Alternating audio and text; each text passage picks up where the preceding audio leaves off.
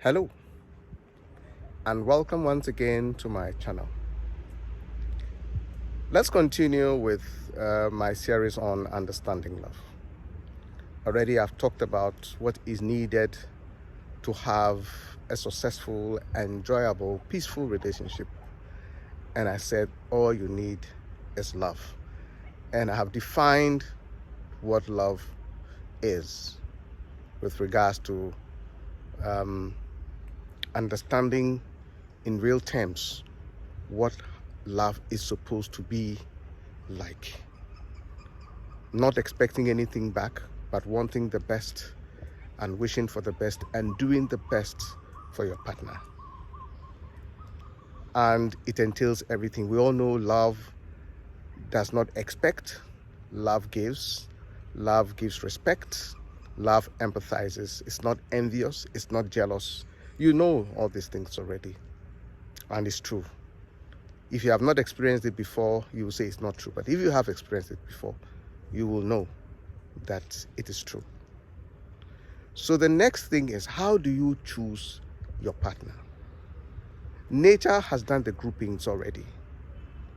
So different groups of people are supposed to pair with different groups of people. That is the female and the males. That's how the pairing is supposed to go. So you can meet someone and automatically you love the person. You feel it that you love the person. It's not a mind thing. You can meet someone and you really don't like, even though you're meeting the person for the first time. You can meet someone else and you feel indifferent. So that's how it goes. And with regards to the kind of people you can go out with in terms of those you love, it's not just one person. I'm saying that it's a group of people. So depending on who you are, there are a group of women who you can go out with and you will be happy. That is how nature has done it. And it's all about attitudes and abilities to understand and to respect. That's how nature has done it. Unfortunately, we are not going according to this natural pairings or groupings. We are making our own decisions based on our benefits. You want someone who will marry you because you are getting old and you think your clock is ticking, you have no time to waste. You want someone who is pretty, who will be accepted in the society, someone from a rich home and stuff like these are the things we are using to make our choices. And we have all seen what is going on now. A lot of pain, a lot of anguish, misunderstanding, divorce, separation, rife, and all kinds of negativities now being associated with relationships and marriages and stuff like that. Now, I want to give you an example of what I mean by that kind of love where you only give, you do not expect.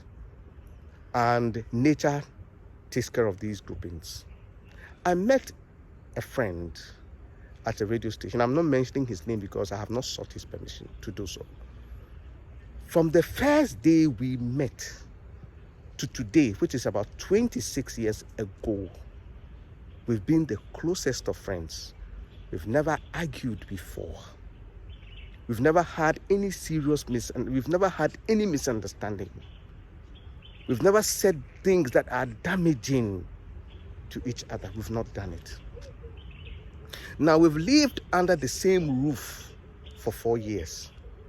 And in that 4 years, same. No arguments, no quarreling, no unnecessary bickering. No, it never happened. He can eat, leave his bowl in the kitchen because he doesn't feel like washing it. Go and go his way. When I go to the kitchen and I feel that I should wash it, I'll wash it. And he does the same for me. I can also eat and leave my bowl in the kitchen. When he comes around after he's finished eating and he's washing his bowl, he washes mine too. He would never complain that you've left your bowl in the kitchen unwashed, and I will also not complain.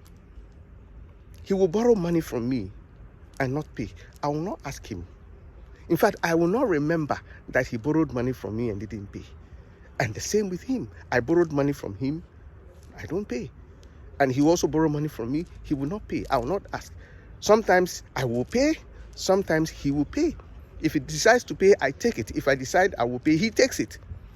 But it will never be an issue Never. So he told me one day, he says, my good friend, you know, when I was about to get married, my then girlfriend, today who is my wife, asked me, what kind of woman do I want to marry? And I told her, I want the female version of Kosi. And that was what I wanted too. Because there was peace, there was respect, there were no expectations. I am telling you that this friend of mine, he is now married, living somewhere. I'm also living somewhere. We can go for about a year without communicating with each other. The day he calls me or the day I call him, there is nothing like, you don't call me, and what? Now that you need something from me, that's why you've called me. No. If he calls me, we will start chatting. And by the time we finish talking, we are happy. We feel joyful that we've heard from one another.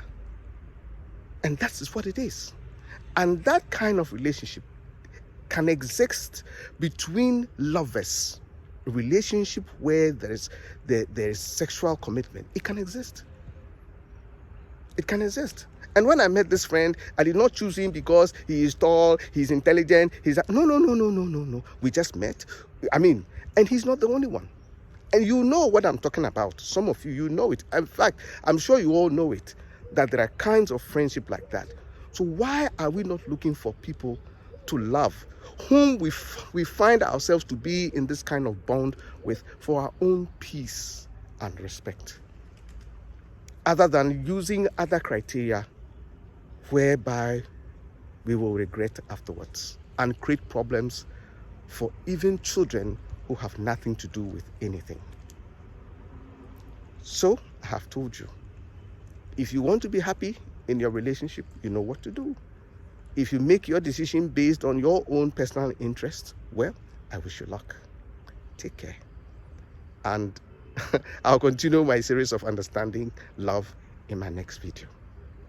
I wish you well.